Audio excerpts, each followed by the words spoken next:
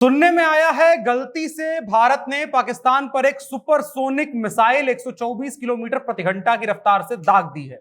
भारत सरकार ने इस पर गहरा दुख जताया है और कहा है कि इस गहरे दुख की वजह से सेना के कुछ अधिकारियों को 3 दिन के लिए राशन नहीं दिया जाएगा और साथ ही साथ पाकिस्तान की बेहतरी के लिए 3 दिन तक 3 वक्त नमाज या प्रार्थना का आयोजन भी किया जाएगा। हालांकि पाकिस्तान का आरोप है कि भारत के प्रधानमंत्री अपनी माताजी के साथ रोटी सब्जी खा रहे हैं और हमारे यहां पेट और पीठ के नीचे मिसाइल दाग रहे हैं। लेकिन रक्षा मंत्रालय बार बार कह रहा है कि रूटीन मेंटेनेंस की किसी तकनीकी गड़बड़ी की वजह से मिसाइल दग गई है। सुनने में आया है कि मिसाइल दगने की वजह से पाकिस्तान के वजीर आजम के बिस्तर का जो है साइज है वो 3 इंच नीचे चला गया है। जब यह मिसाइल पाकिस्तान के अंदर कई किलोमीटर जाकर के दगा तो पाकिस्तान के वजीर आला जो इमरान खान जी हैं उनके साथ कई शरीर में समस्याएं भी हो गई हैं। और पाकिस्तान की सुरक्षा एजेंसियों ने कहा है कि भारत की ओर से 124 किलोमीटर प्रति घंटा की रफ्तार से ये जो मिसाइल थी वो दागी गई और ये बेईमानी है, क्योंकि उनके पास जो रडार है वो सिर्फ 20 किलोमीटर प्रति घंटा की रफ्तार से आने वाले अद्धा गुम्मा को ही ट्रैक कर सकता है। इसलिए भारत सरकार जानबूझ करके इतनी अधिक रफ्तार वाली मिसाइल हमारे अंदर भेज रही है, जिससे हमें काफी अंदर तक दुख पहुंचा है। हालांकि भारत सरकार भी बार बार ये दोहरा रही है कि इस गलती के लिए भारत को भी गहरा खेद है और माना जा रहा है कि जहां पर मिसाइल दागी गई है वहां पर गहरा छेद भी हुआ है, जिसकी वजह से भारत सरकार को और भी गहरा खेद हो रहा है। ऊपर बताए गए तथ्यों में मानवीय त्रुटि की संभावना है। तथ्यों को अपने रिस्क से यकीन करें, अन्यथा हमें भी गहरा खेद होगा। बाकी नमस्कार, मेरा नाम है अनुराग मिश्रा और आप देख रहे हैं जनता जंक्शन का खास कार्यक्रम अजब गजब। अजब गजब, जहां पर हम थोड़ी बहुत मौज से भरी हुई खबरें आपको बताते हैं। वैसे मामला गंभीर है, लेकिन गजब यह है कि पाकिस्तान का रडार इस बात को 2 दिन के बाद याद आता है उसको कि जो है यहां हमारे साथ कुछ गड़बड़ी हो गई है। इसलिए हमेशा जो है अजब गजब तथ्य हम मिला करके आपको बता रहे हैं कि कहानी क्या है। तो हुआ यह कि पाकिस्तान ने कहा है कि एक फ्लाइंग ऑब्जेक्ट भारत ने पाकिस्तान की तरफ उनके हवाई क्षेत्र में भेजा है जो घुसपैठ है, और यह चीज हरियाणा की तरफ से आई है। तो भारतीय एजेंसियों को शक हुआ कि राकेश टिकैत जिनकी कोको पूरे देश में चुनाव के दौरान उड़ रही थी, शायद यूपी में एक बार फिर से योगी आदित्यनाथ की सरकार आने की वजह से वो कोको अब की बार असल में उड़ गई है और माना गया कि कोको उड़ती हुई पाकिस्तान में चली गई है।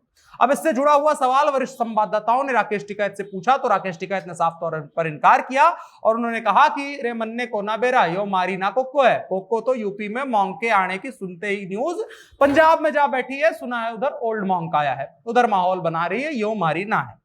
इसके बाद पत्रकार किसान आंदोलन के सबसे बड़े चेहरे योगेंद्र यादव जी के पास पहुंचे। योगेंद्र यादव जी से भी यही सवाल पूछा गया। उन्होंने कहा यह किसान आंदोलन को बदनाम करने की साजिश है। हम गरीब लोग हैं, कहां इतने बड़े बड़े बम गोले खरीद पाएंगे, हम तो बस छोटे मोटे से अपना काम चला लेते हैं। उधर कनाडा से फंड ही नहीं आया तो हम कहां पर जाएंगे। ये सब सत्ताधीशों की चाल है, आप समझिए। भारत सरकार हमको बदनाम करने की कोशिश कर रही है। अब इसके बाद पत्रकार यहां नहीं रुके, वो अखिलेश यादव के पास भी चले गए, उनसे पूछने की कोशिश करी तो थोड़ा दुख में थे, लेकिन वो वहां वाली जो रशिया वाली सामान मंगाया था उन्होंने वो थोड़ा चढ़ा लिए थे तो ठीक ठाक लग रहे थे। उनसे पूछा गया कि ये सब किसने किया तो उन्होंने कहा कि हमारा टोटी छीन ली, हमको वोट ना दबाओ, हमारे पास कुछ बचो नहीं है, हम ना कियो, ये सब भारत सरकार और योगी जी गड़बड़ कर रहे हो, ऐसा कुछ कर दिए वो। अब इसके बाद हमने गंभीरता के साथ सवाल पूछा और गंभीरता के साथ इसको ढूंढना शुरू किया पत्रकारों ने, तो पता चला कि इसको किसी ने किया नहीं था। ये रक्षा मंत्रालय की थोड़ी सी गलती थी, जहां पर तकनीकी खराबी की वजह से दुर्घटनावश एक मिसाइल हो गई, दुर्घटनावश एक मिसाइल दग गई और मिसाइल पाकिस्तान के इलाके में 124 किलोमीटर प्रति घंटा की रफ्तार से जा गिरी। अब यह अत्यंत दुखद रहा, भारत सरकार बार बार कह रही है। अब इसके बाद दुनिया भर के साइंटिस्ट इस बात पर चर्चा करने बैठ गए हैं कि जब कोई मशीन खराब होती है तो वो बंद हो जाती है, चलती और उड़ती नहीं है। लेकिन भारत ने ऐसी कौन सी तकनीकी इजाद कर ली है कि तकनीकी रूप से खराब होने के बाद भी मिसाइल 124 किलोमीटर प्रति घंटा की रफ्तार से पाकिस्तान के बॉर्डर में घुस जाती है। और उसके लिए उन्होंने भारत से बुद्धिमान लोगों का एक समूह, एक डेलीगेट भी बुलाया है, जिसमें आइसक्रीम खाते हुए राहुल गांधी, आंखों में आंसू लिए जयंत चौधरी जो आंखों में आंसू लेके होठों से मुस्कुराए वाले हैं, और ओल्ड मॉन्क लिए भगवंत मान और बुझी हुई लालटेन लिए कृष्णावतार बिहार से तेज प्रताप यादव जी को भी बुलाया गया है। दुनिया के वैज्ञानिक जानने की कोशिश कर रहे हैं कि भारत ने ऐसी कौन सी तकनीक इजाद कर ली है कि जिसके बाद मशीन बिगड़ने के बाद भी 124 किलोमीटर प्रति घंटा की रफ्तार से उड़ती है, पाकिस्तान में जाती है और उसकी सरजमी पर जाकर के गहरा छेद करके चली आती है, जिसके लिए भारत सरकार को इतना गहरा खेद व्यक्त करना पड़ रहा है। आप क्या सोचते हैं जरूर बताएं, और साथ ही साथ अगर आपको गहरा खेद व्यक्त करना है तो कमेंट बॉक्स हमारा खुला हुआ है, वहां पर व्यक्त करें और इसको लोगों तक पहुंचाएं और बताएं कि किस तरीके से भारत सरकार ने साजिशन पाकिस्तान के अंदर एक मिसाइल दाग दी है।